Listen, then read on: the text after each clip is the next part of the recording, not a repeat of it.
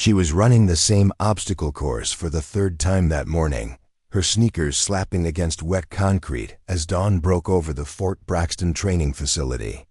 Maya Rodriguez wiped sweat from her forehead with the back of her hand, her dark ponytail bouncing as she navigated between orange cones with the methodical precision of someone who had nothing better to do.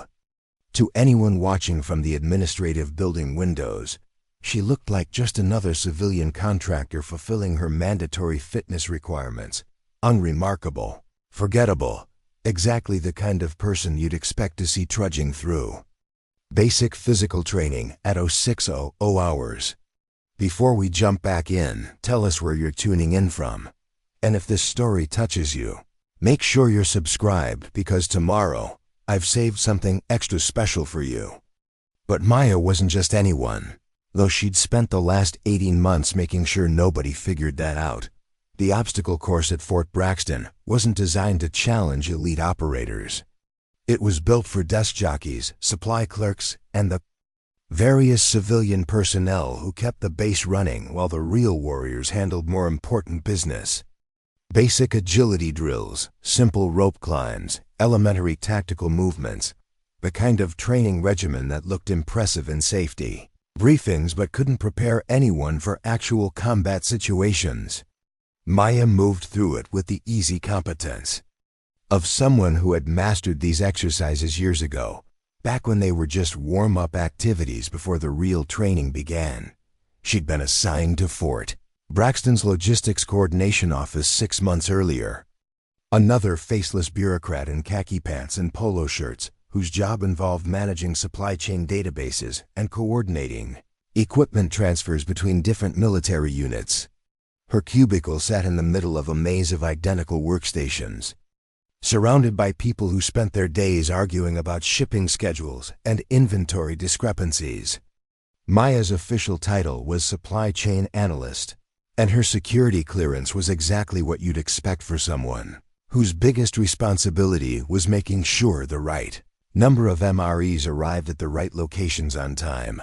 The morning training sessions were mandatory for all civilian contractors, part of the military's ongoing effort to maintain basic fitness standards across all personnel.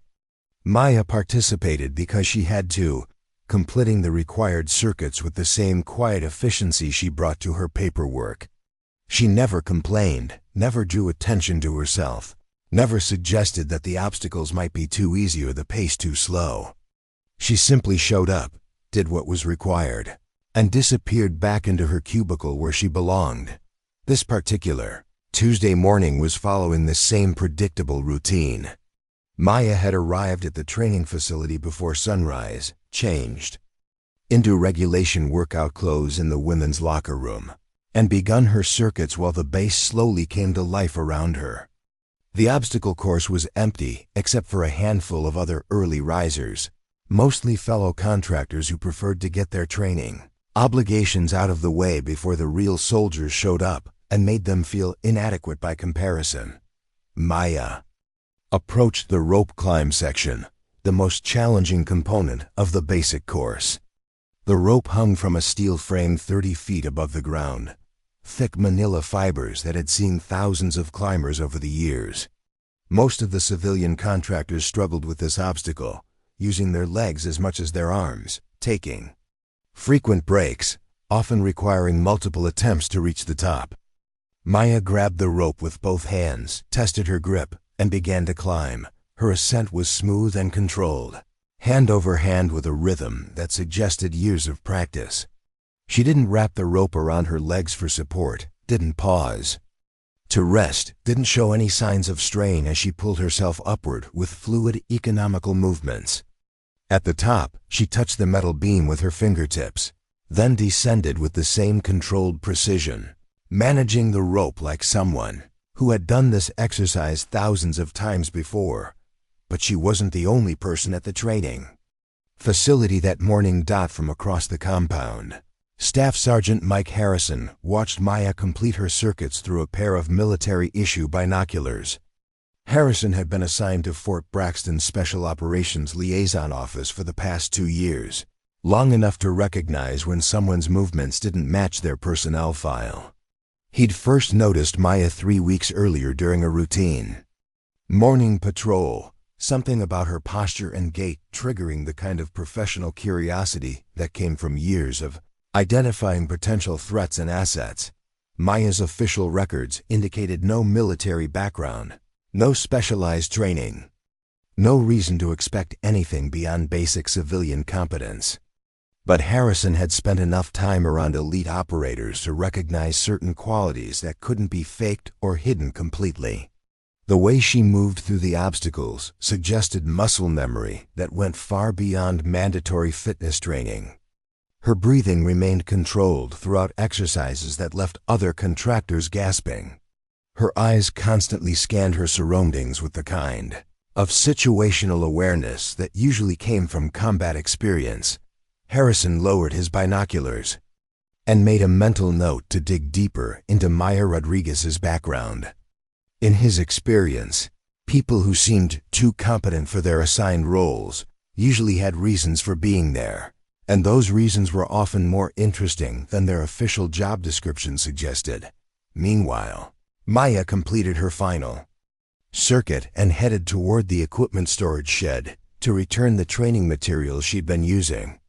The shed was a corrugated metal building filled with exercise equipment, safety gear, and the various supplies needed to maintain the training facility. Maya had volunteered to help with equipment maintenance as part of her additional duties, another way to blend into the background while contributing to the base's daily operations. Inside the shed, she began organizing medicine balls, and agility comes with the same methodical attention to detail she brought to her supply chain analysis. Each piece of equipment had its designated location, and Maya ensured everything was properly cleaned and stored according to regulations. It was mindless work that gave her time to think, to process the various streams of information she collected during her daily activities at Fort Braxton, because Maya Rodriguez wasn't really a supply chain analyst, and she wasn't really at Fort Braxton to manage inventory databases. She had been deployed to the base as part of a classified assessment operation, tasked with evaluating the security protocols and operational readiness of various special operations units stationed there. Her cover identity as a civilian contractor provided the perfect camouflage, allowing her to move freely throughout the facility while observing training procedures, equipment handling, and personnel interactions without arousing suspicion. Maya's actual background included 15 years of specialized military service, most of it spent in units that didn't officially exist in any organizational charts. She had operated in 12 different countries, completed more than 40 classified missions, and accumulated enough decorations to fill a display case, though none of those decorations would ever be publicly acknowledged. Her expertise included advanced combat techniques, intelligence gathering, explosives handling, and the kind of tactical knowledge that took decades to develop and could never be completely hidden, no matter how carefully she tried to blend into civilian life. The assessment mission at Fort Braxton was supposed to last 6 months, long enough to compile a comprehensive evaluation of the base's strengths and vulnerabilities. Maya had already identified several areas of concern, from lax perimeter security to questionable equipment maintenance procedures. Her reports were transmitted through encrypted channels to handlers who didn't officially exist, providing intelligence that would be used to improve special operations readiness across multiple facilities. But maintaining her cover required constant vigilance. Every conversation had to be carefully managed, every response calculated to reinforce her civilian identity. Maya had perfected the art of appearing competent without seeming exceptional, helpful without being indispensable, friendly without being memorable. She participated in office discussions about television shows she'd never watched, complained about bureaucratic inefficiencies she secretly understood perfectly, and asked naive questions about military procedures she could have taught herself. Hardest part wasn't pretending to be less capable than she actually was. The hardest part was watching genuine problems go unaddressed because pointing them out would compromise her mission. Maya had observed training exercises with glaring safety violations, equipment failures that could endanger personnel, and security gaps that made the base vulnerable to infiltration. Her professional instincts screamed at her to intervene, but her orders required her to observe and report rather than take direct action. As she finished organizing the equipment shed, Maya heard voices approaching from outside. A group of special operations trainees was heading toward the obstacle course for their morning session, their conversation carrying clearly through the thin metal walls. Maya recognized several voices from previous encounters, young soldiers who treated civilian contractors with polite indifference when they bothered to acknowledge them at all. "Think Rodriguez will be out there again?" one of them asked, his tone suggesting mild amusement rather than genuine interest. "Probably," another replied. "Girl's got dedication, I'll give her that. Never seen anyone take the basic course so seriously." "Maybe she's trying to impress somebody," a third voice suggested, prompting laughter from the group. Maya continued her work, her expression neutral, as she listened to their casual dismissal. She had heard similar comments before, soldiers who assumed that civilian contractors participated in training exercises either because they were required to, or because they harbored unrealistic fantasies about military life. The possibility that someone might have legitimate reasons for maintaining peak physical condition never seemed to occur to them. The voices faded as the group continued toward the obstacle course, leaving Maya alone with her thoughts and her carefully maintained pretense. She finished securing the equipment storage area, locked the shed according to regulations, and began walking back toward the administrative building where her cubicle waited. Another morning of mandatory fitness training complete, another small piece of her cover identity reinforced through consistent behavior. But as she walked across the compound, Maya couldn't shake the feeling that someone had been watching her more carefully than usual. Her situational awareness, honed through years of operating in hostile environments, picked up subtle signs that suggested increased scrutiny. Nothing obvious, nothing that would concern a genuine civilian contractor, but enough to remind her that maintaining deep cover required constant attention to detail. The administrative building hummed with the familiar sounds of bureaucratic activity as Maya returned to her workstation. Phones ringing, keyboards clicking, printers churning out reports that would be filed and forgotten. Maya settled into her chair, logged into her computer system, and began reviewing the day's supply chain coordination tasks with the same focused attention she had once brought to mission planning in classified facilities. Her desk was exactly what you'd expect from a dedicated but unremarkable government employee. Family photos that were actually stock images from her cover documentation, motivational calendars featuring landscapes she'd never visited, coffee mugs with inspirational sayings she'd purchased specifically to reinforce her civilian identity. The only personal item that held any real meaning was a small compass hidden inside a pencil holder, a gift from her first commanding officer that she'd carried through every assignment since. Preparing and narrating this story took us a lot of time, so if you are enjoying it, subscribe to our channel, it means a lot to us. Now back to the story. Maya's computer screen displayed shipping schedules, inventory reports, and procurement requests that would keep her busy until lunchtime.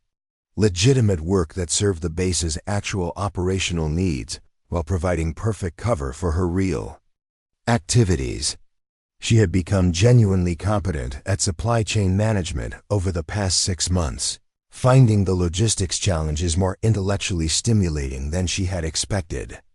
There was a certain satisfaction in ensuring that equipment and supplies reached their destinations efficiently, even if the work couldn't compare to the adrenaline rush of her previous assignments. But as she began processing the morning's priority requests, Maya noticed something unusual in the data streams flowing across her screen. Equipment transfers that didn't follow standard protocols, supply requests that seemed inconsistent with declared training schedules, procurement patterns. that suggested activities beyond the base's official mission parameters. The anomalies were subtle, the kind of discrepancies that might escape notice from someone without her analytical background, but they painted a picture of operations that weren't reflected in any official documentation she'd been able to access. Maya made careful notes in files that would never be discovered by routine security sweeps, documenting the irregularities for inclusion in her next encrypted report. Whatever was happening at Fort Braxton beyond the standard special operations training, it was being concealed with the kind of operational security that suggested serious classification levels. The discovery added new dimensions to her assessment. Mission, potentially extending her deployment timeline while she gathered additional intelligence about activities that officially didn't exist. The morning passed quickly as Maya immersed herself in the familiar rhythms of data analysis and administrative coordination. By 1100 hours, she had processed 24 supply requests, resolved 3 inventory discrepancies, and identified 7 additional anomalies that required further investigation. Her work performance remained consistently above average without being exceptional. Exactly the kind of competent mediocrity that attracted no unwanted attention from supervisors or colleagues. But Maya's careful routine was about to be disrupted in ways she couldn't have anticipated, by people who had been watching her far more carefully than she realized. The Fort Braxton mess hall during lunch hour was a symphony of controlled chaos. Hundreds of military personnel moved through serving lines with practiced efficiency, their conversations creating a constant buzz of activity that echoed off concrete walls adorned with unit patches and motivational posters. Maya sat alone at a corner table, methodically eating her regulation turkey sandwich while reviewing procurement reports on her tablet. To the casual observer, she was just another civilian contractor taking advantage of the lunch break to catch up on paperwork. 3 tables away, a group of special operations trainees had claimed their usual territory near the windows overlooking the training compound. Staff Sergeant Tony Chen, a wiry combat instructor with 12 years of active duty, gestured toward Maya with his coffee cup as he addressed his companions. "See the supply lady over there? Rodriguez, I think her name is. Heard she was out on the obstacle course again this morning, bright and early." Chun's tone carried the mixture of amusement and mild incredulity that military personnel often reserved for civilian contractors who took their fitness requirements seriously. Corporal Jake Morrison, fresh from his second deployment and still adjusting to stateside training duties, followed Chun's gaze. "No kidding? What's she trying to prove? That course is designed for people who sit behind desks all day. It's not exactly ranger school." "Maybe she watches too many action movies," suggested Sergeant Lisa Park, the group's demolition specialist, whose own morning had been spent teaching proper explosive handling to trainees, who seemed more interested in the dramatic potential than the technical precision required. Some civilians get weird ideas about military life from Hollywood. The conversation might have ended there, but Morrison had spent the previous week dealing with supply chain delays that had disrupted his training schedule. The memory of waiting 3 days for replacement equipment because of what he'd been told were database reconciliation issues had left him with little patience for administrative inefficiencies. "You know what kills me about these contractor types?" Morrison continued, warming to his theme. "They act like they're part of the team, but when it comes to real work, they're nowhere to be found. Half the time they can't even figure out their own paperwork without calling for help." Chun nodded agreement. "I had to explain the difference between 5.56 and 7.62 ammunition to one of them last month. Basic stuff that any high school JROTC kid would know. But hey, they get paid contractor rates to push papers around, so I guess it works out for them." Park lowered her voice slightly, though not enough to prevent Maya from overhearing if she'd been paying attention. "Rodriguez seems nice enough, I suppose. Always polite when you talk to her." but you can tell she's never been anywhere near real. Action probably thinks military service is all obstacle courses and uniform regulations. The dismissive assessment might have stung if Maya had been the person they thought she was. Instead, she continued reviewing her procurement reports while mentally cataloging their conversation for potential inclusion in her assessment documentation. The attitudes being expressed were fairly typical of what she'd observed throughout her deployment, representing a kind of institutional blindness that could have serious operational implications. Maya had spent enough time in genuine special operations units to recognize the difference between healthy unit cohesion and counterproductive arrogance.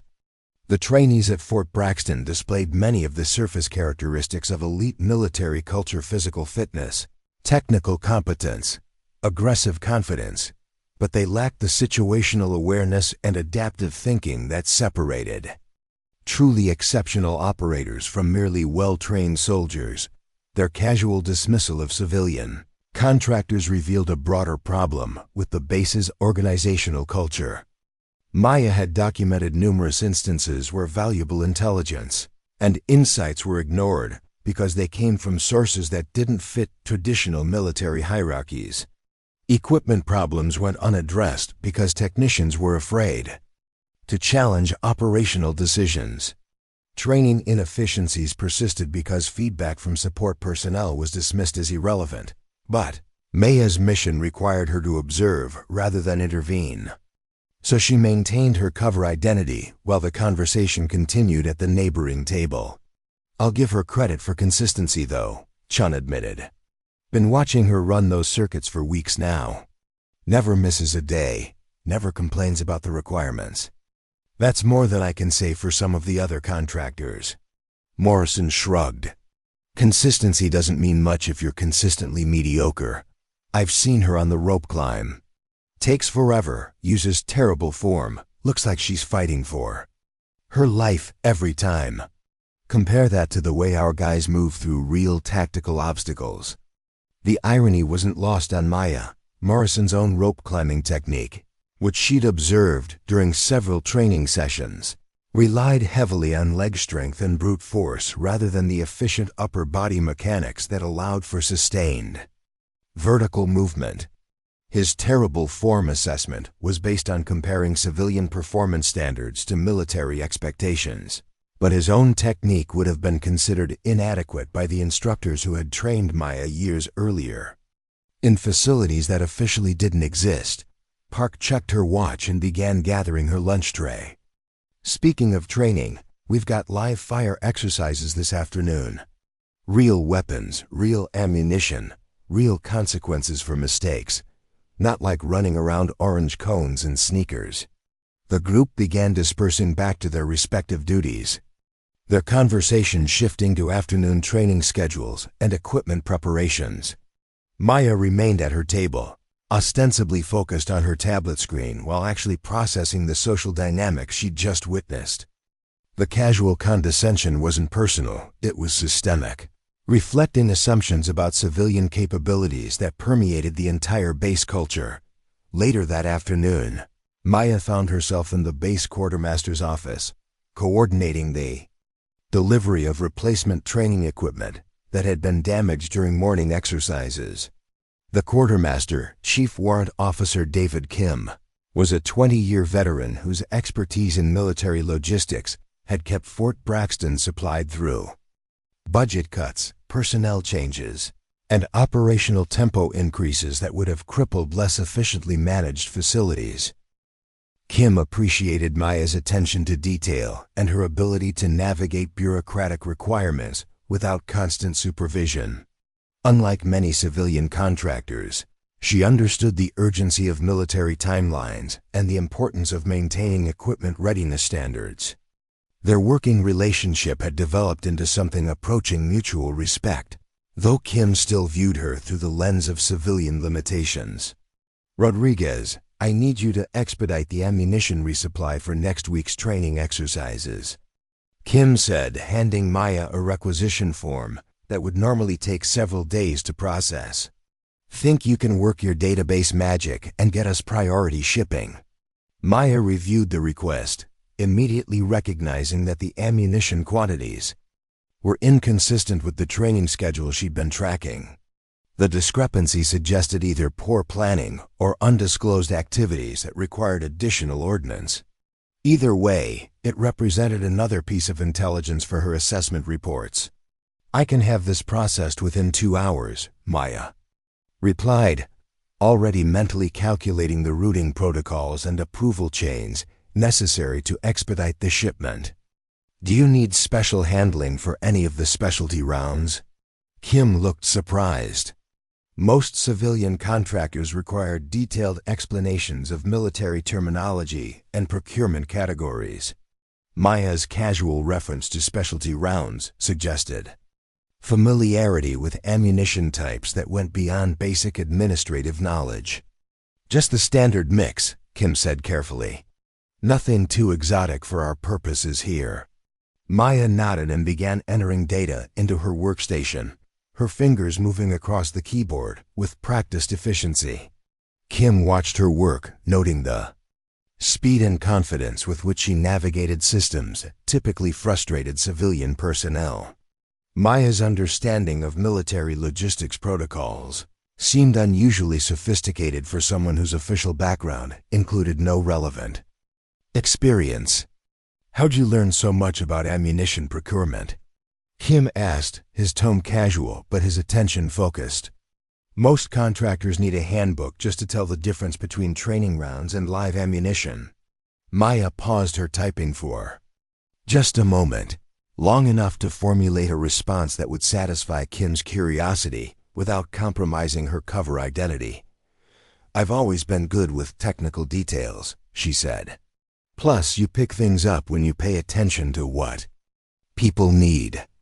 It was a perfectly reasonable explanation that revealed nothing about her actual background, while reinforcing her image as a dedicated civilian employee. Kim accepted the response without further questions, but Maya noticed him observing her more carefully as she completed the requisition processing. The afternoon brought additional encounters that reinforced the base personnel's assumptions about civilian capabilities. During a brief meeting with training coordinators, Maya listened to discussions about equipment, limitations and logistical challenges that she could have resolved with techniques learned during her specialized military service, but offering such solutions would have required explaining knowledge that didn't fit her cover identity. Instead, she took careful notes and asked appropriately naive questions, playing her role as a competent but ultimately limited administrative support person. The performance required constant mental discipline, suppressing her instincts to contribute insights that could improve operational efficiency and personnel safety. By late afternoon, Maya had processed dozens of supply requests, coordinated equipment deliveries, and attended 3 meetings about base administrative procedures. Her civilian contractor colleagues viewed her as reliable but unremarkable, while military personnel saw her as helpful but fundamentally different from themselves. The careful cultivation of this image had taken months of consistent behavior, small interactions that reinforced expectations about civilian limitations. But as Maya prepared to leave the administrative building at the end of her official workday, she noticed Staff Sergeant Harrison lingering near the entrance, apparently reviewing paperwork while actually observing her departure routine. Their eyes met briefly as Maya passed through the security checkpoint, and she recognized the look of professional assessment that suggested Harrison's interest went beyond casual curiosity. Maya maintained her normal pace and posture as she walked toward the parking area, but her situational awareness cataloged Harrison's continued observation. After 6 months of successful deep cover operations, the possibility of increased scrutiny represented a potential threat to her mission that would require careful management in the days ahead. The emergency alarm pierced through Fort Braxton's morning stillness at 0547 hours, sending personnel scrambling from their barracks and administrative buildings toward predetermined assembly points. Maya had been reviewing classified procurement anomalies in her cubicle when the base-wide alert system activated. the harsh electronic wailing that indicated a genuine security incident rather than a scheduled drill. The sound triggered an immediate physiological response that Maya had to consciously suppress. Her heart rate accelerated, her pupils dilated, and her muscles tensed in preparation for combat action reflexes, honed through years of emergency deployments in hostile territories. But Maya Rodriguez, the civilian contractor, was supposed to react with confusion and mild panic, not the cold tactical assessment that was her natural response to crisis situations. Within minutes, the administrative building emptied as civilian contractors and support staff evacuated according to established protocols. Maya joined the stream of personnel moving toward the designated safe zone near the motor pool, carefully modulating her pace and posture to match the nervous energy of her colleagues. Around her, people clutched personal belongings and exchanged worried speculation about what could have triggered the base-wide alert. "Think it's another drill?" asked Jennifer Walsh, a payroll administrator whose desk sat 2 cubicles away from Maya's workstation. Her voice carried the kind of forced optimism that people used when they desperately wanted reassurance. "Doesn't sound like a drill," replied Marcus Thompson, a facilities coordinator whose military background gave him enough experience to recognize the difference between scheduled exercises and genuine emergencies. "That's the real alert pattern, and look at how the security teams are responding." Maya followed Thompson's gesture toward the base perimeter, where armed guards were establishing defensive positions with the kind of urgency that suggested immediate threat assessment. But what caught her attention wasn't the security response. It was the thick black smoke billowing from the direction of the ammunition storage facility, carrying the acrid smell of burning chemicals that her trained senses immediately identified as potentially lethal. The crowd reached the assembly area near the motor pool, where hundreds of personnel were gathering in nervous clusters according to their assigned evacuation groups. Maya positioned herself at the edge of the civilian contractor section, close enough to maintain her cover identity, while distant enough to observe the professional emergency response, without appearing overly interested in tactical procedures. Captain Sarah Mitchell, the base's emergency response coordinator, arrived at the assembly area with a team of security personnel and immediately began organizing evacuation procedures. Mitchell was a career officer whose competence had earned respect across all service branches, but Maya could see from her body language and radio communications that the current situation clearly exceeded the scope of routine emergency planning. "We have a confirmed chemical fire in Bunker 7, Mitchell announced to the assembled personnel, her voice carrying across the crowd through a portable amplification system. "The hazmat team is en route from the main facility, but we need to establish a wider perimeter until they can assess the contamination risks. All civilian personnel will be relocated to the East Perkin facility immediately."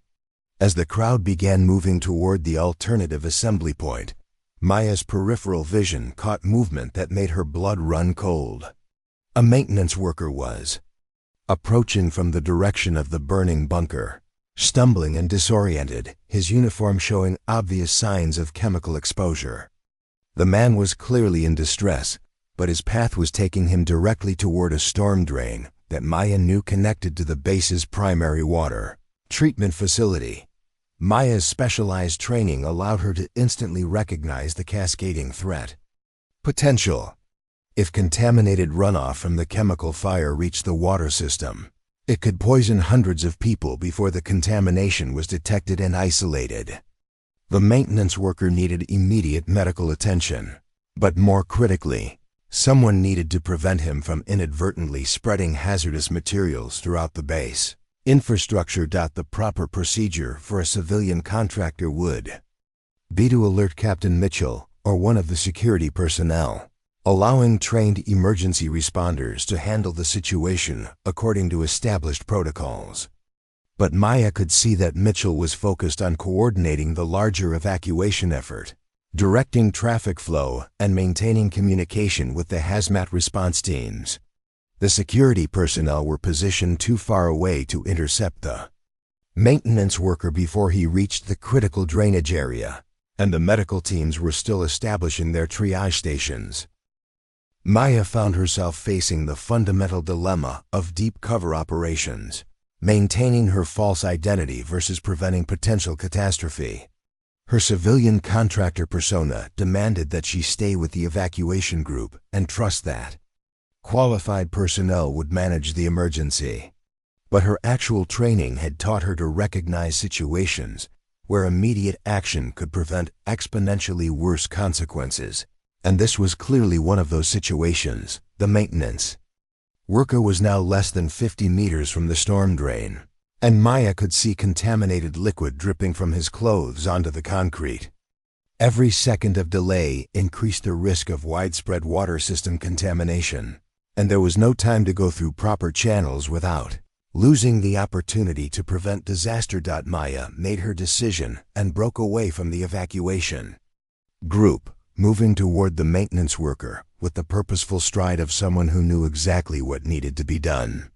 Her approach was direct but controlled, designed to intercept the man without creating additional panic or drawing unnecessary attention to her actions. "Sir, you need to stop right there," Maya called out as she reached the maintenance worker, her voice carrying an unmistakable tone of command authority that seemed to emerge from nowhere. The words came out with the kind of confidence that expected immediate compliance, a vocal quality that civilian contractors weren't supposed to possess. The maintenance worker, whose name tag identified him as Peterson, looked at Maya with confusion and growing alarm.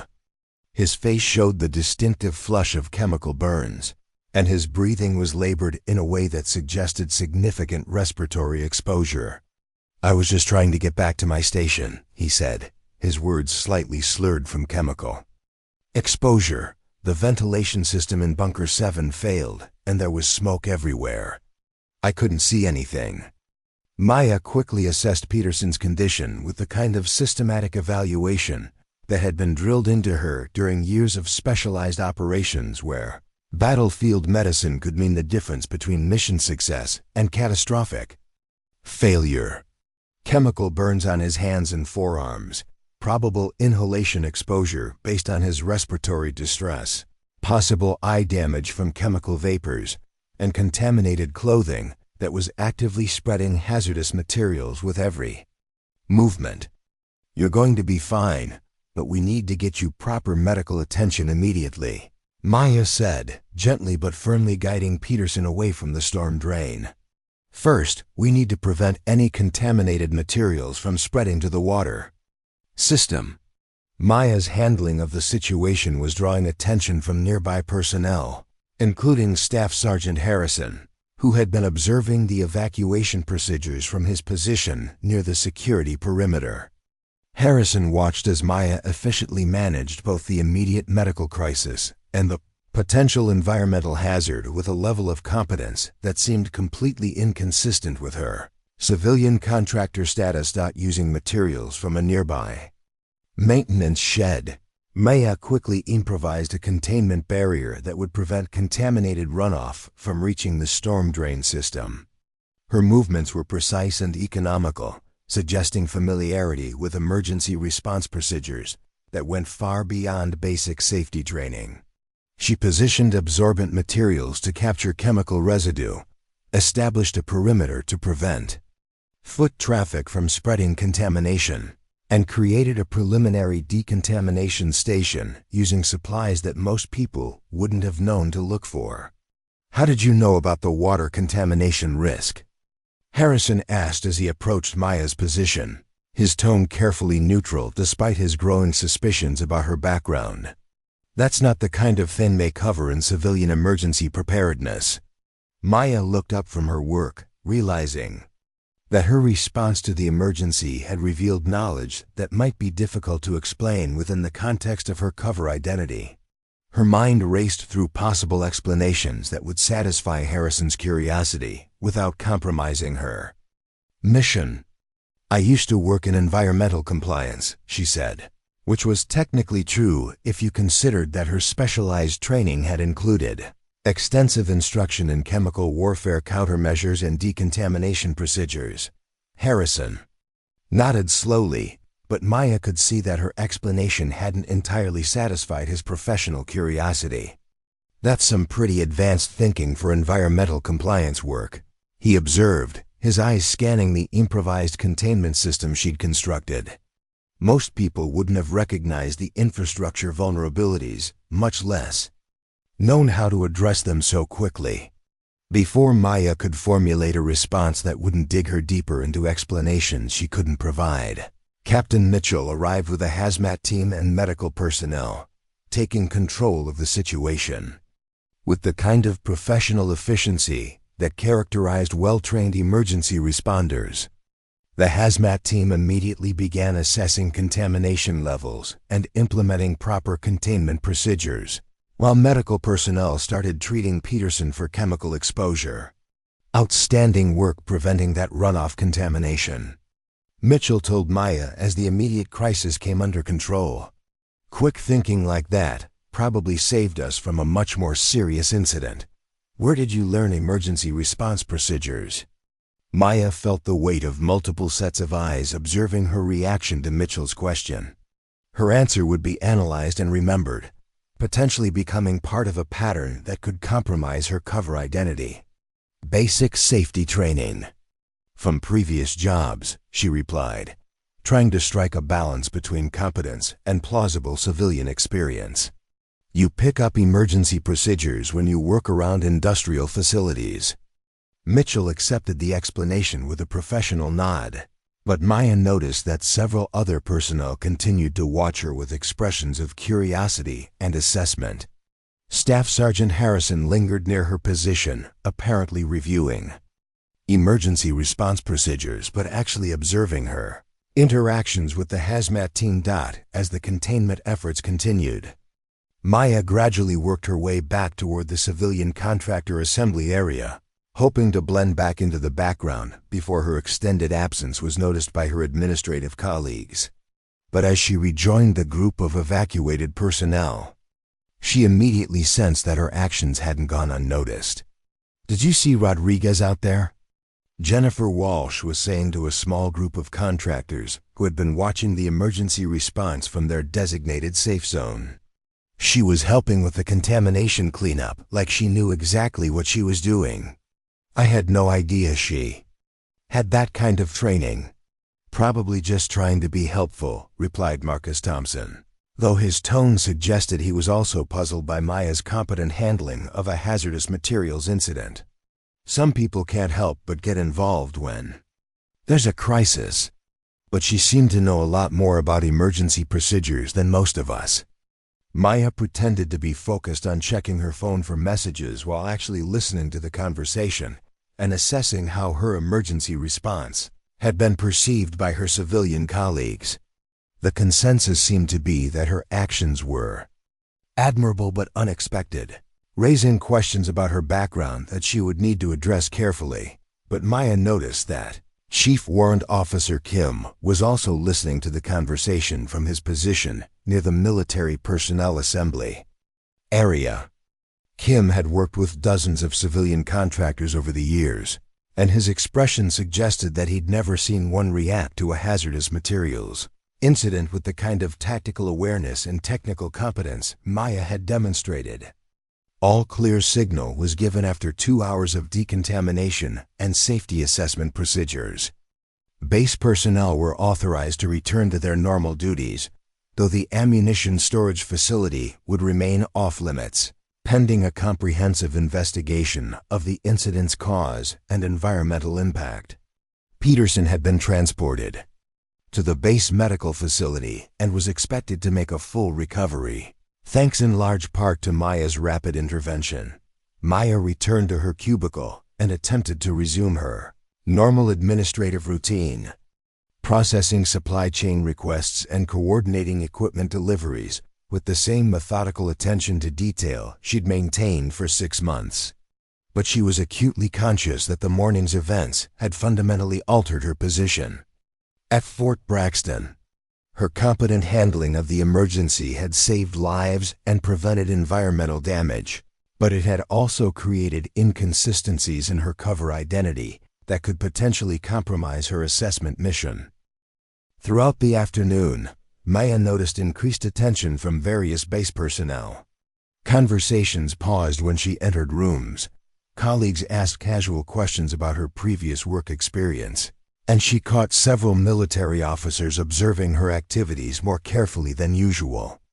The careful invisibility she'd cultivated over months of consistent behavior was beginning to erode, replaced by a curiosity that could become problematic if it continued to intensify.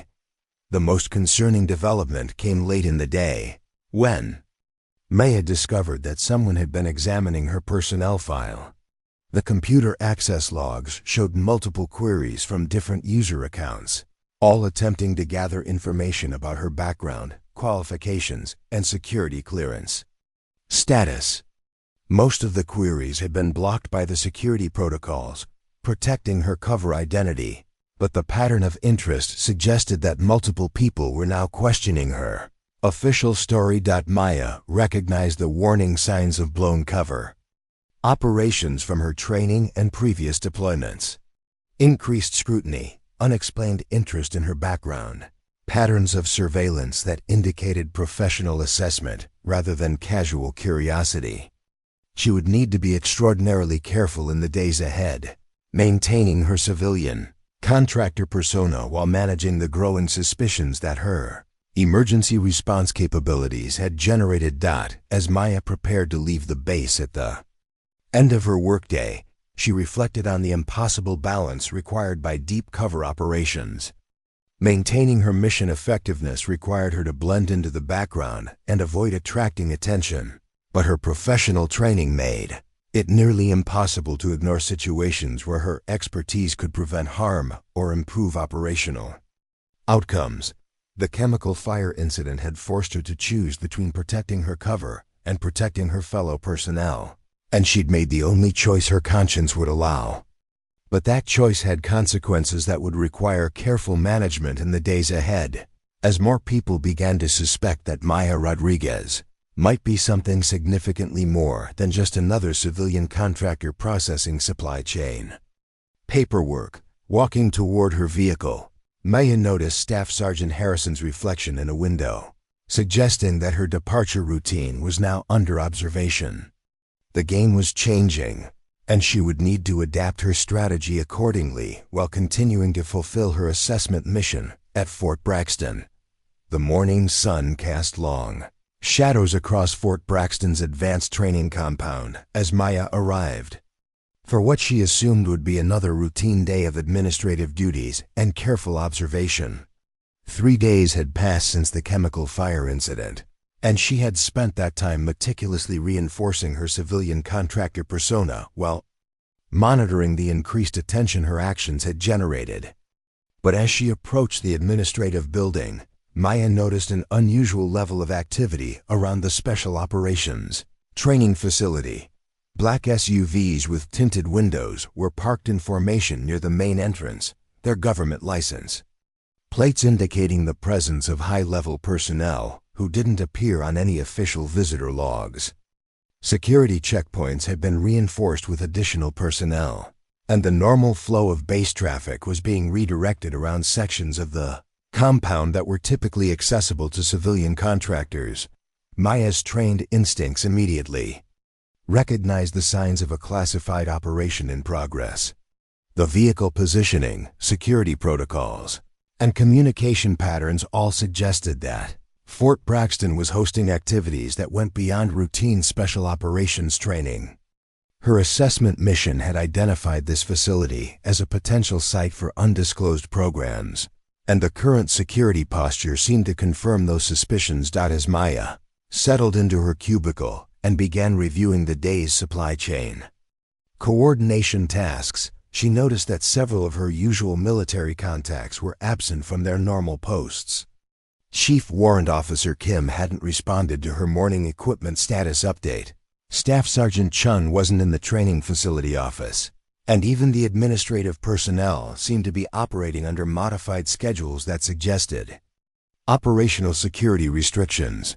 Maya's computer terminal chimed with an incoming Priority message from Captain Mitchell's office, requesting her immediate presence in Conference Room 7 for what was described as a routine contractor performance review. But Maya's experience with military bureaucracy told her that routine reviews weren't scheduled with priority messaging, and Conference Room 7 was located in a section of the administrative building that required elevated security clearance to access. The walk to Conference Room 7 took Maya through corridors she had never been authorized to enter during her 6 months at Fort Braxton.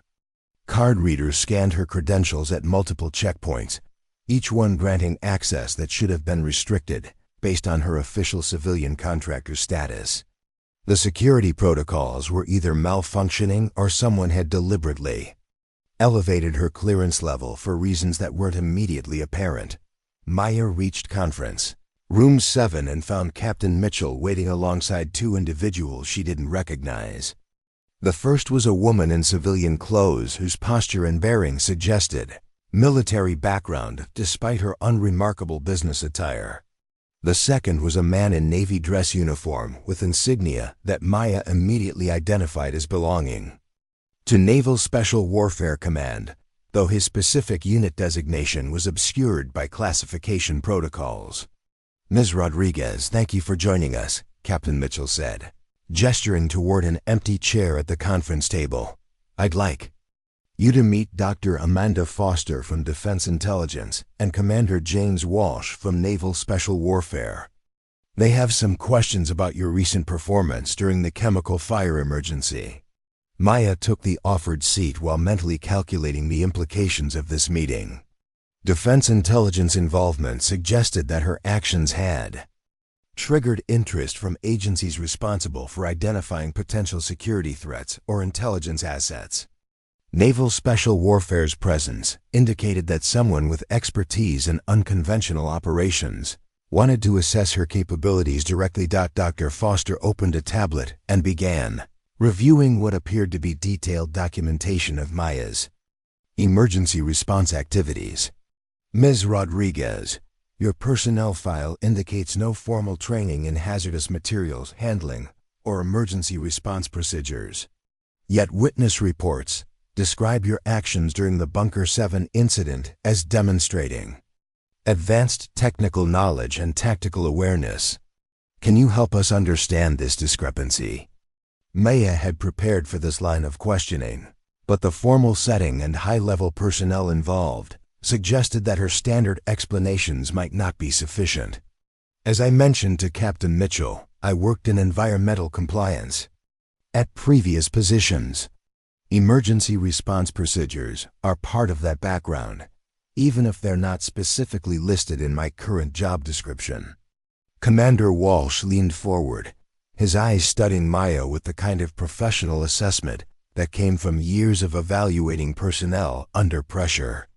Environmental compliance work doesn't typically include improvised containment strategies or advanced contamination assessment techniques. The hazmat team leader indicated that your containment barrier was constructed using methods consistent with military-grade chemical warfare countermeasures. The observation was uncomfortably accurate. Maya's improvised containment system had indeed drawn on techniques learned during specialized training for operations in chemically contaminated environments. But acknowledging that knowledge would require explanations that could compromise her entire mission at Fort Braxton. "I've always been good at improvising solutions under pressure," Maya replied, maintaining eye contact with Walsh despite the growing tension in the room. "When you're faced with an emergency situation, you use whatever knowledge and materials are available to address the immediate threat." Dr. Foster made notes on her tablet while continuing to study Maya's reactions.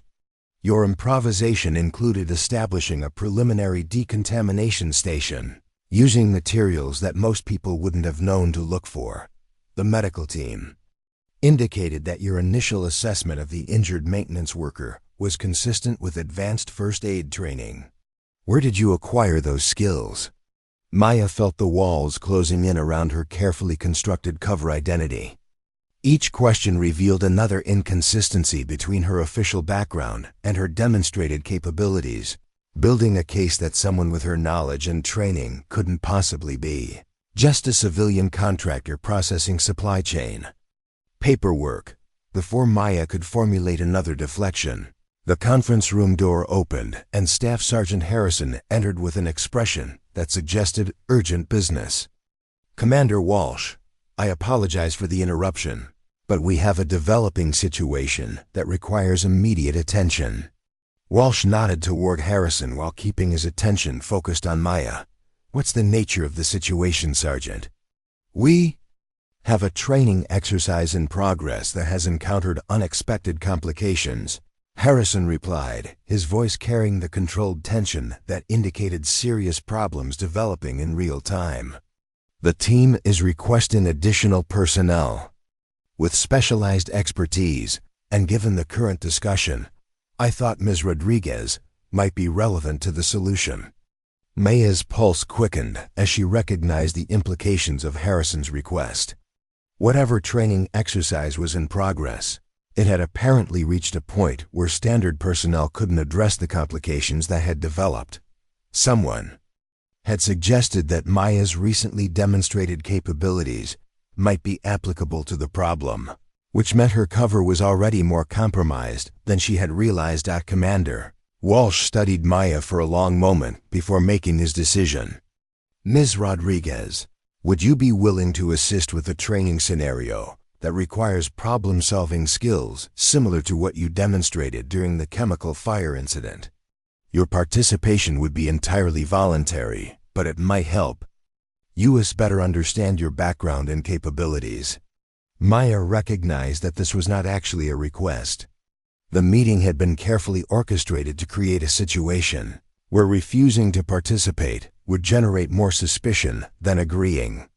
To help, her best option was to continue playing her role while gathering intelligence about whatever operation was requiring her involvement.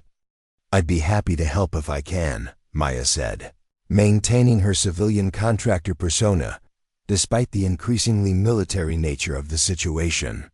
"Though I'm not sure how much assistance I can provide for specialized training exercises." The group moved from Conference Room 7 to a secure transportation area where military vehicles were waiting to transport them to an undisclosed location on the base. Maya found herself in the backseat of an armored SUV alongside Dr. Foster, while Commander Walsh rode in the front passenger seat and maintained radio communications with personnel at their destination. The vehicle convoy traveled to a section of Fort Braxton that Maya had never been authorized to access, passing through multiple security checkpoints and entering a compound that was completely isolated from the main base facilities. The buildings were nondescript concrete structures that could have housed anything from equipment storage to classified research facilities, but the security measures indicated that whatever happened here was significantly more sensitive than routine special operations training. Maya was escorted into a command center where multiple large screens displayed what appeared to be live video feeds from a training scenario in progress. The feed showed a team of Navy SEALs attempting to navigate through a complex facility that had been designed to simulate real-world operational challenges. But as Maya studied the screens, she realized that the team was facing problems that went beyond typical training parameters. The scenario involves a hostage rescue operation in a chemically contaminated environment, Commander Walsh explained, pointing to the tactical displays that showed the team's current positions. The team successfully breached the initial perimeter, but they've encountered an improvised chemical dispersal system that's preventing them from reaching the hostage location. Maya examined the video feeds more carefully, immediately recognizing the tactical problem the team was facing. The chemical dispersal system was creating contaminated zones that would require specialized equipment and techniques to navigate safely, but the team's standard gear wasn't sufficient for the environmental hazards they were encountering. "What kind of chemical agents are they dealing with?" Maya asked, her question revealing knowledge of tactical considerations that civilian contractors weren't supposed to possess. Simulated nerve agents with properties similar to VX compounds, Dr. Foster replied, watching Maya's reaction carefully. The team needs to disable the dispersal system and reach the hostage location within the next 30 minutes, but their current approach isn't working. Maya studied the tactical situation on the screens, her mind automatically calculating solutions based on training and experience that she wasn't supposed to have. The team was approaching the problem using standard breaching techniques, but the chemical contamination required specialized countermeasures that would allow them to operate in the compromised environment. The dispersal system appears to be using pressure differentials to create contaminated air currents, Maya observed, pointing to visual indicators on the screens that suggested her analysis. If they could reverse the airflow using the facility's ventilation system, they might be able to create a clean corridor to the target location. Commander Walsh and Dr. Foster exchanged glances that suggested Maya's assessment had revealed exactly the kind of technical knowledge they were testing for. The solution she had proposed required understanding of both chemical warfare countermeasures and facility infiltration techniques that were taught only in highly classified military programs. "That's an interesting approach," Walsh said carefully. "How would you recommend implementing that solution, given the team's current equipment and positioning?" Maya realized that she was being drawn deeper into revealing capabilities that could completely blow her cover. But the tactical problem was complex enough that providing a solution required drawing on her actual training and experience. She found herself facing the same dilemma that had confronted her during the chemical fire incident: maintain her false identity or use her expertise to prevent failure. They would need to access the facility's environmental control systems, Maya said, committing to providing the analysis despite its implications. The main ventilation intake is probably located on the building's exterior, and they could use improvised equipment to reverse the airflow direction. But they'd need to coordinate the timing carefully to avoid creating additional contamination zones. Maya's detailed tactical analysis was being recorded and evaluated by personnel who clearly understood the significance of her recommendations. Her solution demonstrated knowledge of infiltration techniques, chemical warfare countermeasures, and tactical coordination that couldn't be explained by civilian, contractor experience or environmental compliance training. The team on the screens began implementing elements of Maya's recommended approach, working with the kind of precision that suggested they were receiving detailed instructions based on her analysis. Maya watched as the SEALs repositioned themselves and began executing a plan that closely followed the tactical solution she had outlined. Within 20 minutes, the team had successfully disabled the chemical dispersal system, reached the hostage location, and completed their extraction without casualties or contamination exposure. The exercise concluded with the kind of professional efficiency that characterized successful special operations missions. But Maya knew that her role in the solution had revealed far more about her background than she could afford to expose. "Commander." Walsh turned to face Maya directly, his expression indicating that the test had provided exactly the confirmation he'd been seeking. "Ms. Rodriguez, that was an exceptionally sophisticated tactical analysis. The solution you proposed required knowledge of specialized countermeasures that are taught only in very specific military programs. I think it's time we had a more direct conversation about your actual background and qualifications." Maya felt the last vestiges of her cover identity crumbling around her as she met Walsh's steady gaze. The careful persona she had maintained for 6 months at Fort Braxton was no longer sustainable, and the people surrounding her clearly understood that Maya Rodriguez, the civilian contractor, was not who she appeared to be.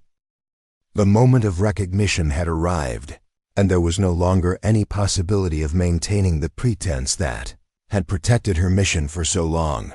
The silence in the command center stretched for nearly 30 seconds after Commander Walsh's direct challenge, each person in the room waiting to see how Maya would respond to the inevitable confrontation with her compromised cover identity.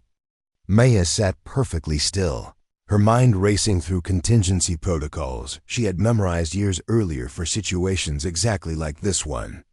The carefully constructed persona of Maya Rodriguez, civilian contractor, was no longer viable, but the question remained how much of her actual identity she could reveal without compromising ongoing operations. Dr. Foster closed her tablet and leaned back in her chair, her expression shifting from professional curiosity to the kind of focused attention that suggested Maya was now being evaluated as a potential intelligence asset rather than a civilian contractor with unexplained capabilities. Ms. Rodriguez, or perhaps I should say, whoever you actually are, I think we've reached the point where continued deception serves no one's interests. Maya made a calculated decision to acknowledge the obvious while maintaining operational security around the most sensitive aspects of her background. My name is Maya Rodriguez, and I am currently assigned as a civilian contractor for supply chain coordination at Fort Braxton. But you're correct that my background includes training and experience that isn't reflected in my official personnel file. Commander Walsh activated a secure communication device and spoke briefly with someone at a higher command level, his conversation consisting of coded phrases that Maya recognized as clearance verification protocols. After receiving whatever authorization he required, Walsh returned his attention to the group gathered in the command center. We're going to conduct this conversation under operational security restrictions that require everyone present to acknowledge classified material handling protocols, Walsh announced. Dr. Foster and I have been authorized to pursue this investigation to whatever level is necessary to understand who we're dealing with and why someone with your capabilities has been operating under false credentials at this facility. Staff. Sergeant Harrison, who had remained quietly observant throughout the tactical exercise evaluation, stepped forward with a thick file folder that Maya immediately recognized as containing far more documentation than should have existed for a simple civilian contractor position. Commander, we've been conducting background research on Ms. Rodriguez since the chemical fire incident raised questions about her qualifications. What we've discovered suggests a deliberate effort to obscure her actual identity and service history. Maya felt a familiar tension building in her chest as she realized that her carefully constructed cover identity had been under investigation for days without her knowledge. The level of scrutiny being applied suggested that Fort Braxton's security apparatus was more sophisticated than her initial assessment had indicated, and that her mission parameters might need to be fundamentally revised. Harrison opened the file and began reading from documents that Maya knew would contain a mixture of accurate information and carefully planted false leads, designed to protect her actual operational history. Maya Elena Rodriguez, born in San Antonio, Texas, 32 years old. Bachelor's degree in logistics management from the University of Texas, followed by what appears to be a 6-year gap in verifiable employment history before her current contractor position. The 6-year gap represented the period during which Maya had been serving in units that officially didn't exist, conducting operations in countries where American military presence was never acknowledged.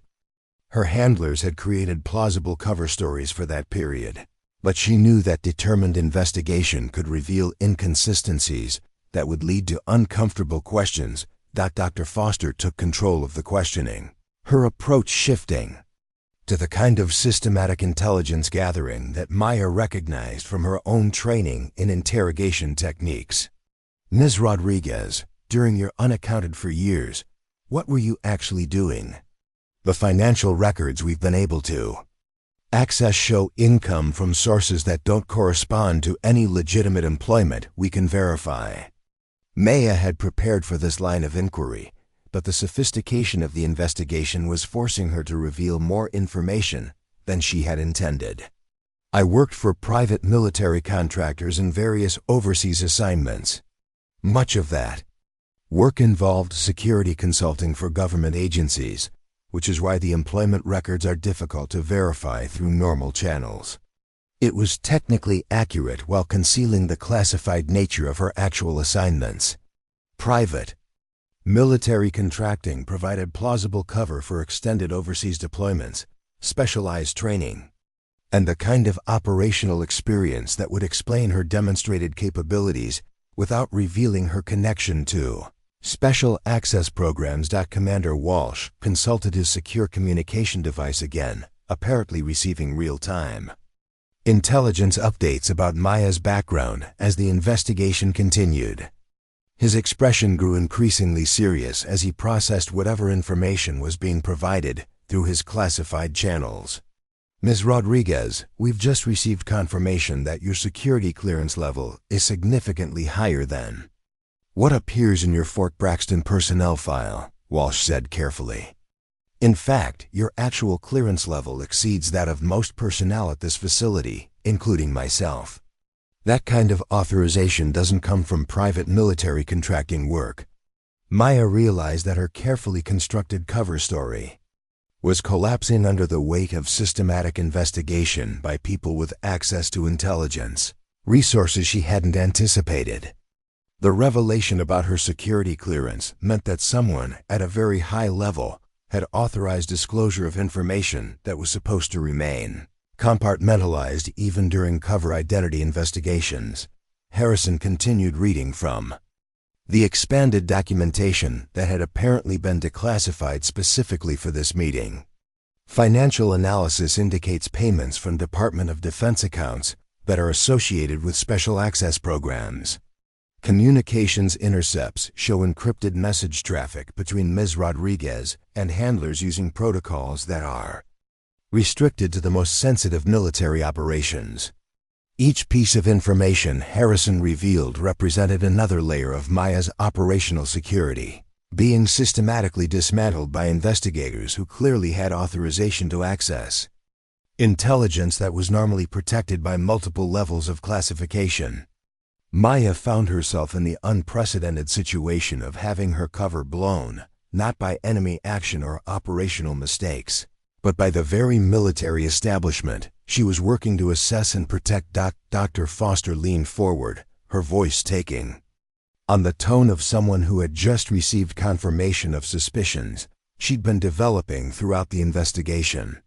Ms. Rodriguez, based on the intelligence we've gathered, you're not a civilian contractor who happened to have unusual emergency response training.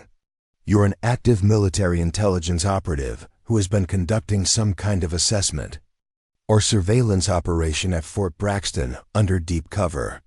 The direct accusation hung in the air like a challenge, forcing Maya to make a decision about how much of her actual mission she could safely acknowledge without compromising operational security that extended far beyond Fort Braxton.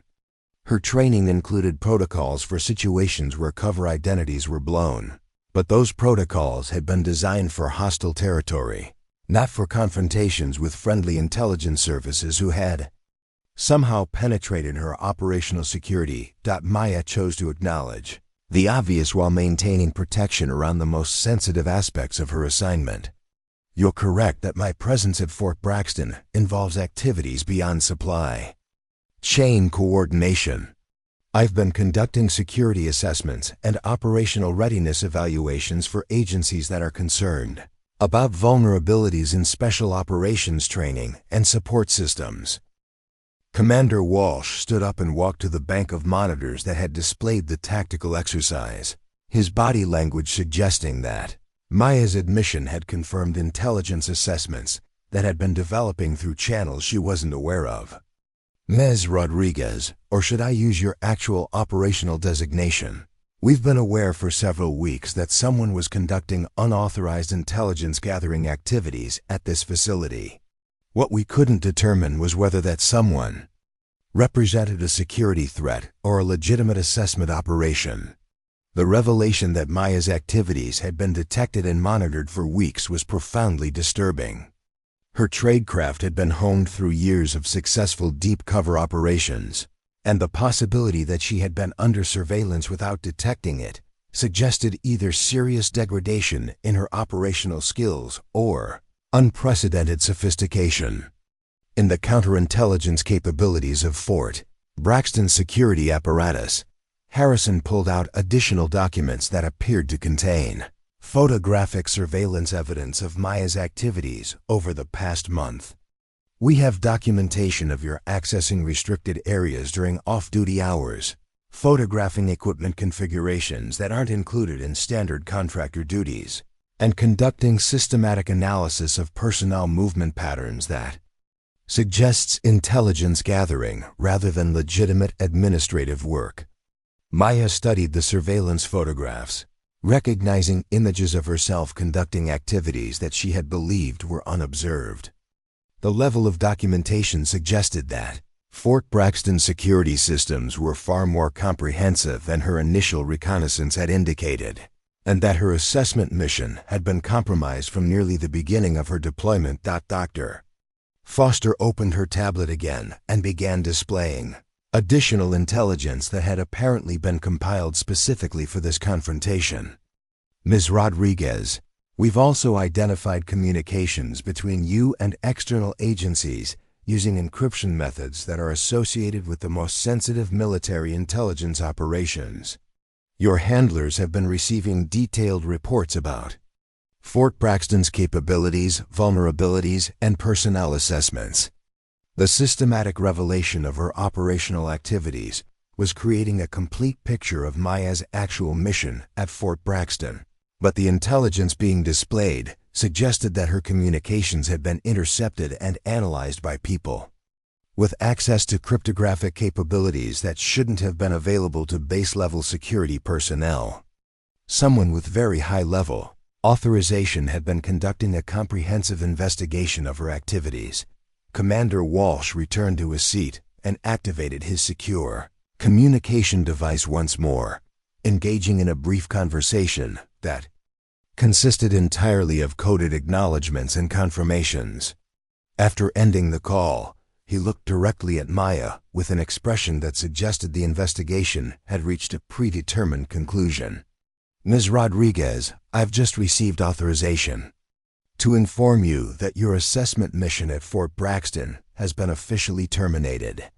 Your handlers have been notified that your cover identity has been compromised and that you're being reassigned to different duties effective immediately. Maya felt a mixture of relief and concern as she processed the implications of Walsh's statement.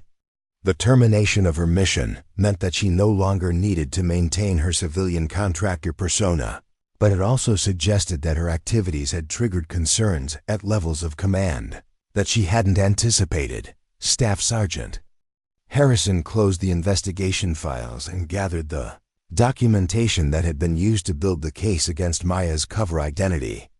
The good news is that our investigation has concluded that you represent no security threat to Fort Braxton or its operations. The concerning news is that your assessment activities have identified vulnerabilities that require immediate attention from higher levels of command. Dr. Foster stood up and extended her hand toward Maya in a gesture that suggested the confrontational phase of their interaction was concluding. Ms. Rodriguez, I want to thank you for your cooperation in this investigation. Your willingness to acknowledge your actual role here has allowed us to resolve this situation without resorting to more invasive security measures. Maya shook Dr. Foster's hand while reflecting on the extraordinary circumstances that had led to this moment. Her carefully planned assessment mission had been detected, analyzed, and ultimately terminated by the very people she had been sent to evaluate. The irony wasn't lost on her that Fort Braxton's security apparatus had demonstrated exactly the kind of sophisticated counterintelligence capabilities that her assessment was supposed to identify. Commander Walsh gathered his materials and prepared to leave the command center, but he paused at the door to address Maya directly. Ms. Rodriguez, before you transition to your new assignment, I want you to know that your tactical analysis during today's exercise probably saved lives. Regardless of the circumstances that brought you here, your expertise made a difference when it mattered. As the formal investigation concluded and the various participants began departing the command center, Maya found herself alone with the realization that her 6 months of deep cover operations at Fort Braxton had ended in a way she had never anticipated.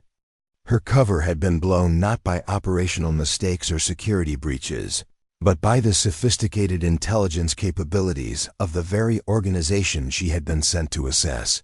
The mission was over, but Maya suspected that the consequences of what had been discovered during the investigation would continue to unfold in ways that none of them could fully predict.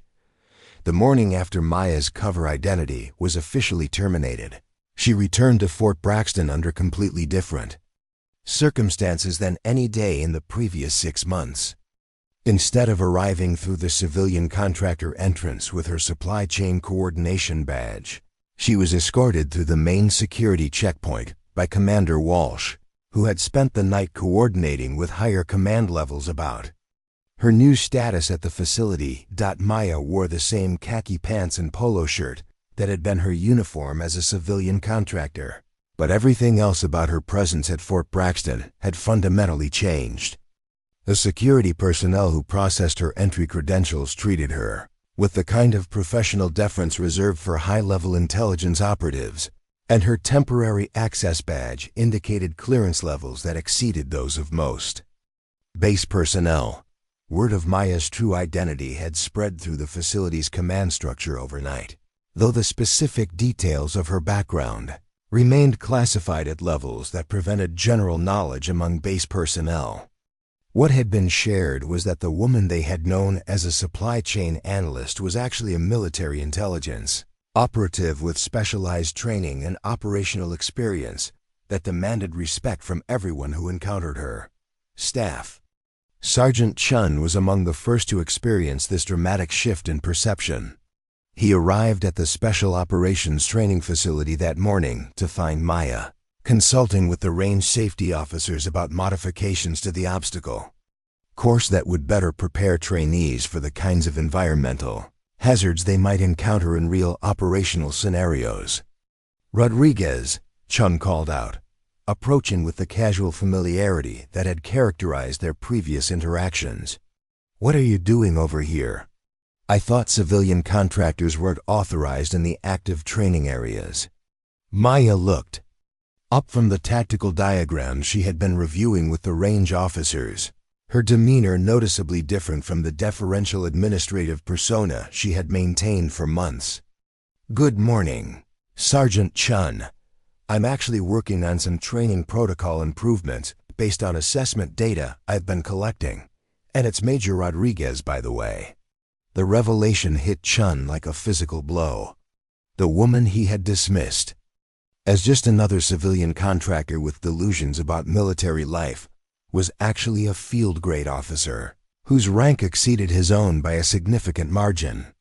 The casual condescension he had shown toward her supply chain coordination work suddenly seemed not just inappropriate, but professionally dangerous. "Ma'am, I apologize," Chun stammered, his posture automatically shifting to the respectful attention that military protocol demanded when addressing superior officers. "I had no idea about your actual rank or assignment. Is there anything you need from the training facility?" Maya's expression remained professional, but not unkind as she observed. Chun struggled to recalibrate his understanding of their relationship. "Sergeant, there's no need to apologize for treating me according to the identity I was presenting. That was exactly what my mission required. But I would appreciate your assistance in implementing some training improvements that could benefit your trainees." The request for Chun's assistance rather than a demand for compliance demonstrated a leadership style that impressed the range safety officers who were observing the interaction. Maya was clearly capable of pulling rank when necessary, but she chose to engage with base personnel as professional colleagues rather than subordinates who needed to be controlled through military hierarchy. Corporal Morrison discovered Maya's transformed status later that morning when he arrived at the equipment maintenance facility to resolve problems with several weapons that had been malfunctioning during training exercises. He expected to find the usual civilian technicians who would need detailed explanations of the technical issues, but instead found Maya field stripping an MK-17 rifle with the kind of expertise that suggested years of specialized weapons training. "Excuse me, ma'am," Morrison said, uncertain about how to address someone whose status appeared to have changed overnight. "I was told someone here could help with our weapons maintenance issues, but I thought you worked in supply chain coordination." Maya looked up from the rifle components she had arranged with surgical precision on the maintenance table, her hands moving with practiced efficiency as she identified and addressed the mechanical problems that had been causing malfunctions. "I do work in supply chain coordination, among other things, but I also have experience with weapon systems that might be relevant to your maintenance problems." Morrison watched in fascination as Maya diagnosed and corrected issues that the base armorer had been unable to resolve for weeks. Her technical knowledge was clearly far beyond what would be expected from administrative personnel, and her handling of the weapon suggested combat experience rather than classroom training. "Ma'am, if you don't mind me asking, where did you learn weapons maintenance like this?" Morrison inquired, his tone reflecting genuine curiosity rather than the dismissive skepticism he had previously shown toward civilian contractor capabilities. Maya finished reassembling the MK-17 and performed a function check that confirmed the weapon was now operating within specifications. "Various assignments over the years, Corporal. You pick up technical skills when you work with equipment that needs to function reliably in challenging environments." The understatement was characteristic of how Maya was handling questions about her background, providing acknowledgement of her expertise without revealing details that remained classified. But Morrison was beginning to understand that the woman he had casually dismissed as just another contractor had probably forgotten more about military operations than he had. Yet learned, Chief Warrant Officer Kim encountered Maya's new status when he arrived at his logistics office to find her reviewing supply chain records with a level of analytical sophistication that went far beyond routine administrative work. Instead of processing standard procurement requests, Maya was conducting systematic analysis of equipment flow patterns, maintenance schedules, and operational tempo indicators that suggested intelligence gathering rather than logistics coordination. "Rodriguez, what's all this?" Kim asked, gesturing toward the complex analytical displays Maya had created using data from across multiple base systems. "This looks like operational intelligence analysis rather than supply chain management." Maya saved her work and turned to face Kim with an expression that combined professional respect with unmistakable authority. "Chief Kim, I've been conducting assessments of Fort Braxton's logistical capabilities and operational readiness. This analysis represents recommendations for improvements that could enhance mission effectiveness and personnel safety." Kim studied the analytical displays more carefully, recognizing that Maya's work revealed patterns and vulnerabilities that he had never considered. Despite his 20 years of logistics experience, her recommendations addressed systemic inefficiencies that could significantly improve base operations, but the sophistication of her analysis suggested training and experience far beyond typical civilian contractor qualifications. "This is exceptional work," Kim acknowledged, his tone reflecting growing respect for Maya's analytical capabilities. "But how does a supply chain analyst develop expertise in operational intelligence assessment?" Maya's response was carefully calibrated to acknowledge her background without revealing classified details. "My previous assignments included work with organizations that required understanding the relationship between logistics capabilities and operational effectiveness. Supply chain analysis is just one component of broader intelligence assessment activities." The explanation provided context for Maya's demonstrated expertise while maintaining operational security around her actual military intelligence background. But Kim was beginning to realize that Maya Rodriguez represented a level of professional competence that demanded fundamentally different treatment than he had been providing to civilian contractors. By midday, news of Maya's transformed status had reached every level of Fort Braxton's command structure, though the specific details remained restricted to personnel with appropriate security clearances.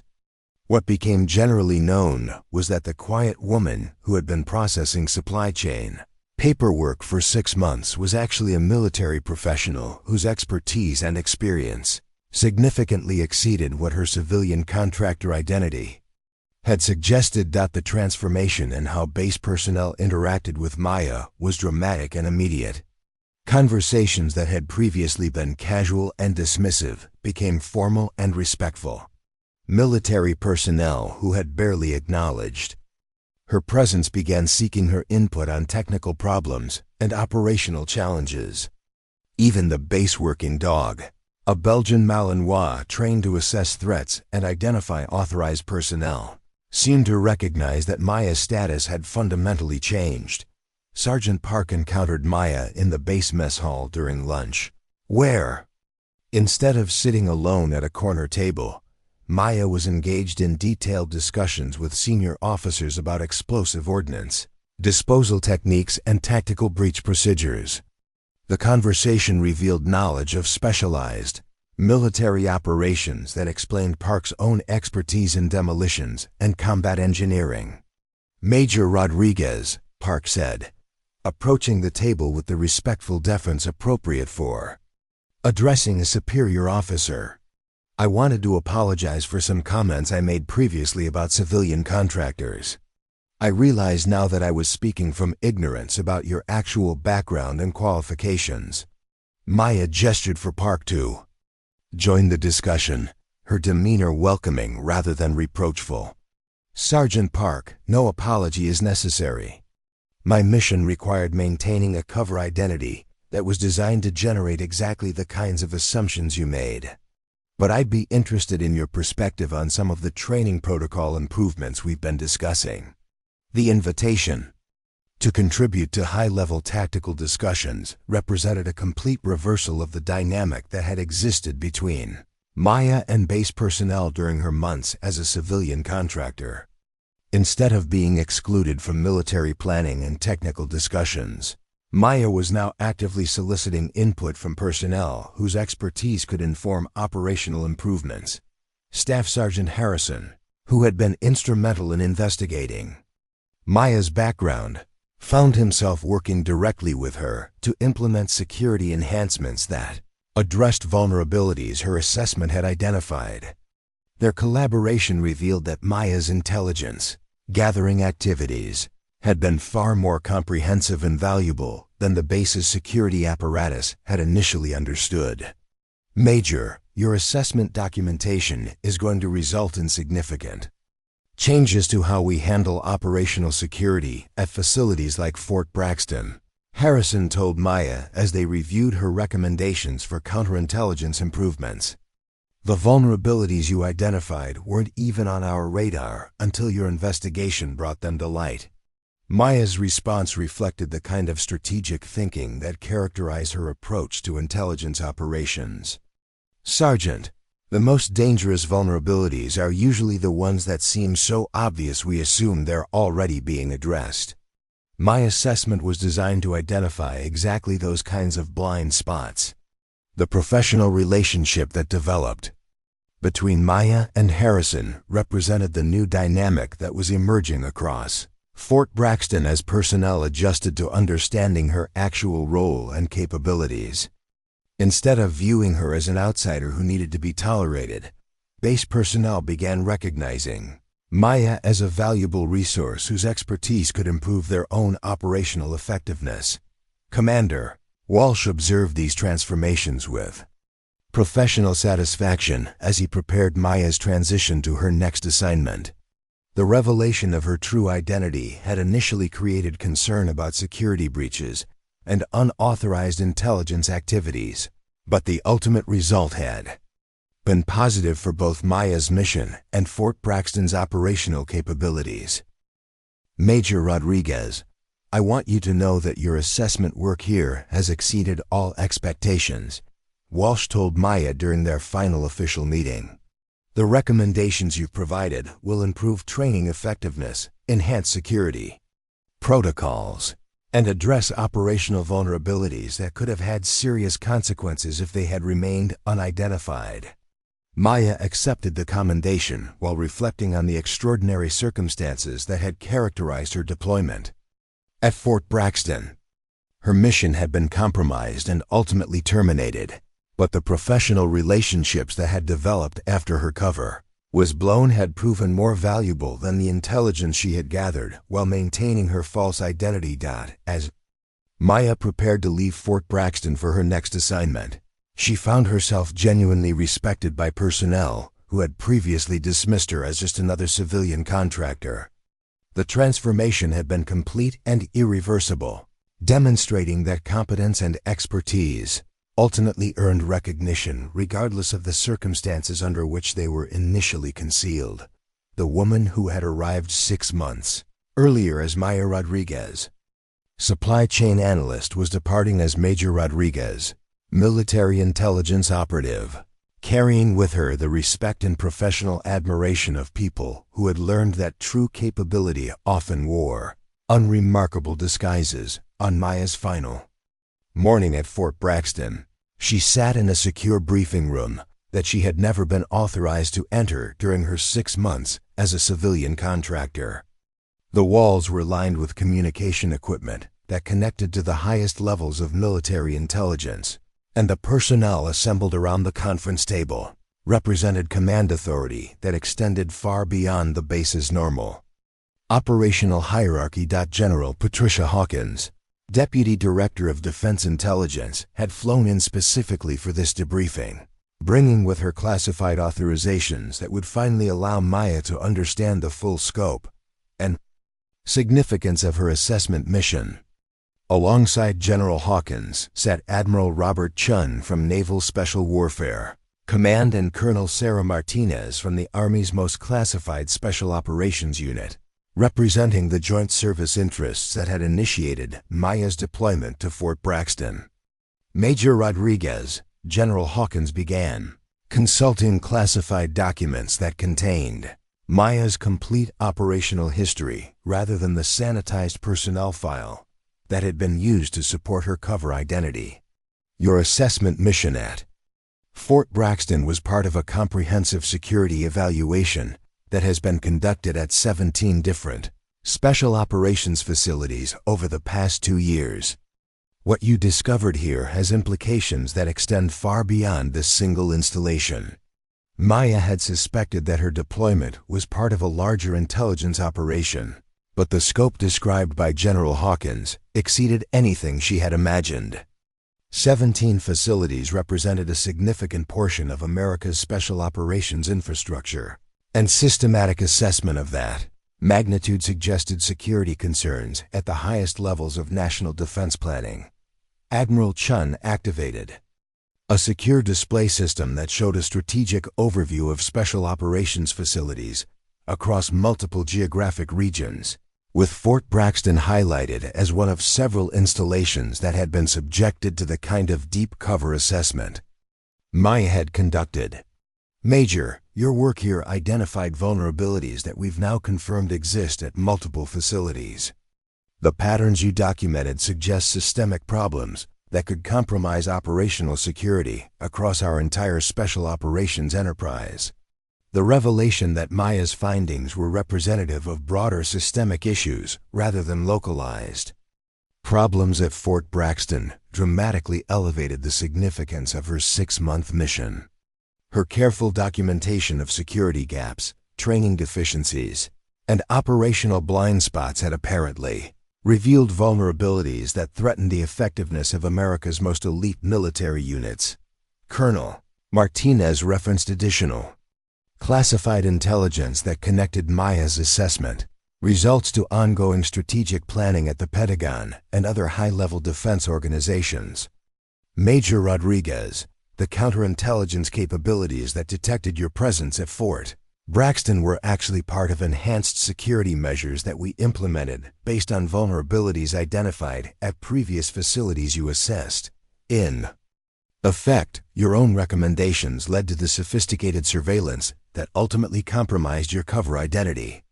The irony wasn't lost on Maya that her professional competence had created the conditions that led to her mission being detected and terminated.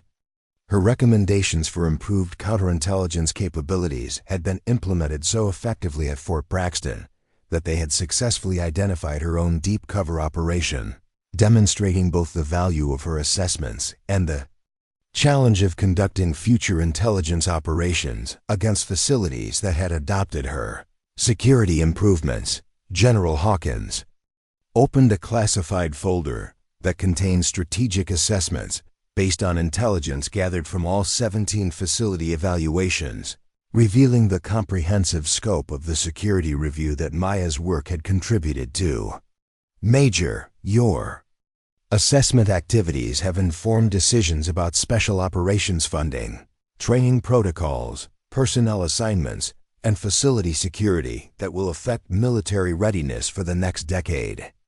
The intelligence you provided has been briefed to the Secretary of Defense, the Joint Chiefs of Staff, and Congressional Oversight Committees responsible for Special Operations authorization.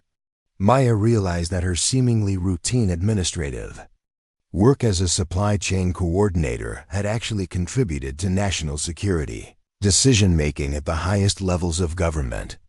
Her careful analysis of procurement patterns, equipment maintenance procedures, and operational tempo indicators had provided intelligence that was now influencing policy decisions, affecting thousands of military personnel and billions of dollars in defense spending. Admiral Chun displayed additional classified information that showed how Maya's recommendations had already been implemented at facilities across the Special Operations enterprise, resulting in measurable improvements in security, training effectiveness, and operational readiness.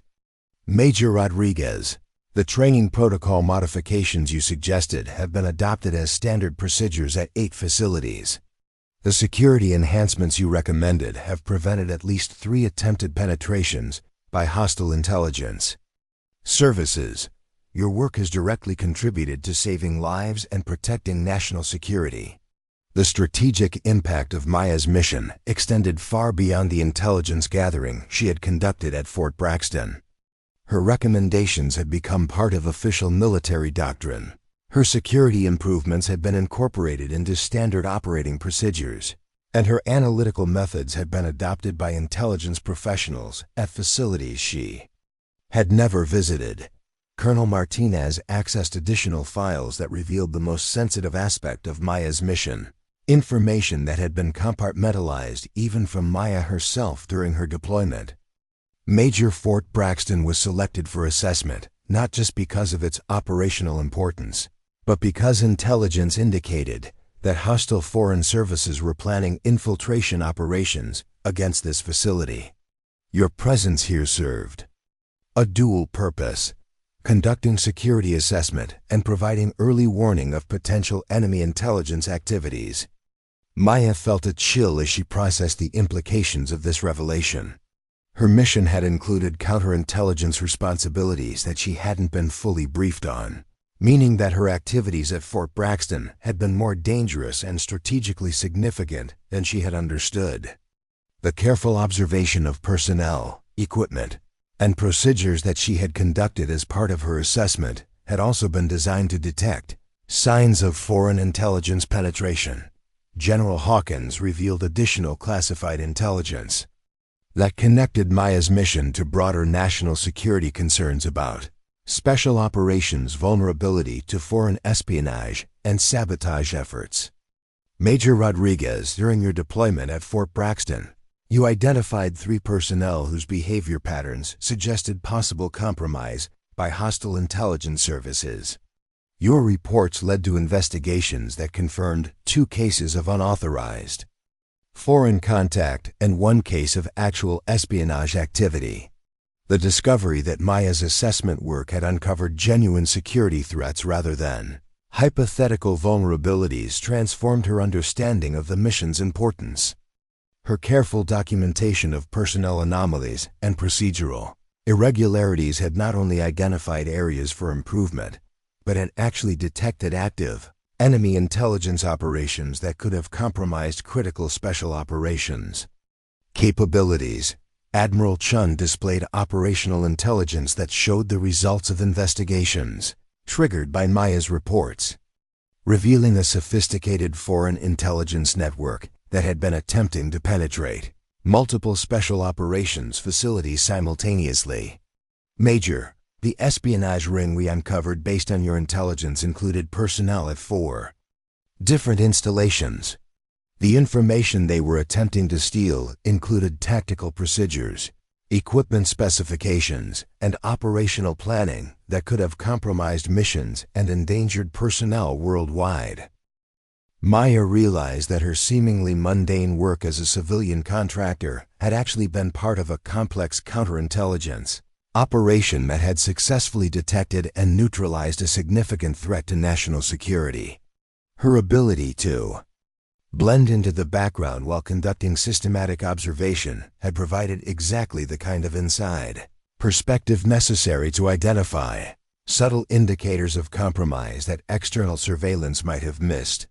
Colonel Martinez referenced additional classified outcomes that demonstrated the long-term strategic value of Maya's assessment methodology. Major Rodriguez, the techniques you developed for deep cover facility assessment have been incorporated into standard intelligence procedures. Your approach to blending technical analysis with human intelligence gathering has become the model for similar operations at sensitive installations across the defense establishment. The revelation that Maya's work had influenced intelligence doctrine at the highest levels represented recognition of her professional capabilities that went far beyond successful completion of a single mission. Her innovative approach to facility assessment had apparently created new possibilities for intelligence gathering in environments where traditional methods would be detected or ineffective. General Hawkins concluded the briefing by presenting Maya with classified documentation of her next assignment, which would involve developing and implementing the assessment methodology she had pioneered at Fort Braxton for application at facilities that presented even greater challenges to Cathay. Intelligence collection. Major Rodriguez, you're being assigned to lead a specialized assessment team that will evaluate our most sensitive installations, using the techniques you've proven effective. This represents both recognition of your exceptional performance and acknowledgement that your skills are needed for our most critical security challenges. Maya accepted the assignment documentation while reflecting on the extraordinary journey that had brought her to this moment. What had begun as a routine assessment mission disguised as civilian contractor work had evolved into a comprehensive counterintelligence operation that had influenced national security policy and military doctrine at the highest levels. As the briefing concluded and the high-level personnel began departing for their various commands, Maya found herself alone with the realization that her 6 months at Fort Braxton had been far more significant than she had understood while living through them. Her careful performance as Maya Rodriguez, supply chain coordinator, had concealed activities that had ultimately contributed to protecting American special operations capabilities against sophisticated foreign threats. Commander Walsh, who had remained for the conclusion of the briefing, approached Maya as she prepared to leave Fort Braxton for the final time. Major Rodriguez, I want you to know that having you here, even under the circumstances that led to your cover being blown, has made this facility more secure and more effective. The personnel who worked with you learned things about professionalism and competence that will serve them throughout their careers. Maya acknowledged Walsh's comments while considering the broader lessons that emerged from her experience at Fort Braxton. Her mission had demonstrated that effective intelligence operations required not just technical skills and operational security, but the ability to earn genuine respect and trust from the people whose activities were being assessed. The professional relationships she had developed, even while maintaining a false identity, had ultimately provided more valuable intelligence than any amount of covert surveillance could have generated. As Maya walked across Fort Braxton's grounds, For the last time, she passed the obstacle course where she had spent countless morning hours maintaining her civilian contractor persona while secretly assessing the facility's capabilities and vulnerabilities. The basic training obstacles that had seemed almost insultingly simple 6 months earlier now represented something more complex. A reminder that the most important tests of competence and character often came disguised as routine activities that could be easily dismissed or overlooked. The maintenance shed, where she had first begun to reveal her true capabilities during the chemical fire emergency, stood empty. But Maya could see that new equipment had been installed based on her recommendations for improved emergency response. The changes were subtle but significant, representing the kind of behind-the-scenes improvements that enhance safety and effectiveness without drawing attention to themselves. Maya's final stop was the administrative building where she had spent hundreds of hours processing supply chain coordination requests while conducting one of the most comprehensive facility assessments in military intelligence history. Her cubicle had already been reassigned to another civilian contractor, but the computer systems and analytical tools she had used continued to process the improved procedures and security protocols that her work had generated. As Maya departed Fort Braxton, she carried with her the knowledge that exceptional capability often wore unremarkable disguises, that true professionalism required earning respect through consistent performance rather than demanding it through rank or credentials, and that some of the most important missions were conducted by people whose contributions were never publicly acknowledged. The woman who had arrived 6 months earlier as Maya Rodriguez, civilian contractor, was leaving as Major Rodriguez, military intelligence operative. But she would always remember that her most significant achievements had come while wearing cargo pants and a maintenance badge, proving that heroism often looked exactly like someone just doing their job with quiet competence and unwavering dedication. The mission was complete, but the lessons learned would influence how she approached every future assignment, carrying forward the understanding that excellence in intelligence work required not just sophisticated training and advanced technology, but the fundamental human ability to earn trust, demonstrate competence, and serve a purpose greater than personal recognition or career advancement. Maya Rodriguez had proven that sometimes the most extraordinary people were those who could master the art of appearing completely ordinary, right up until the moment when circumstances demanded that they reveal who they really were. Up next, you've got 2 more standout stories right on your screen. If this one hits the mark, you won't want to pass these up. Just click and check them out. And don't forget to subscribe and turn on the notification bell so you don't miss any upload from us.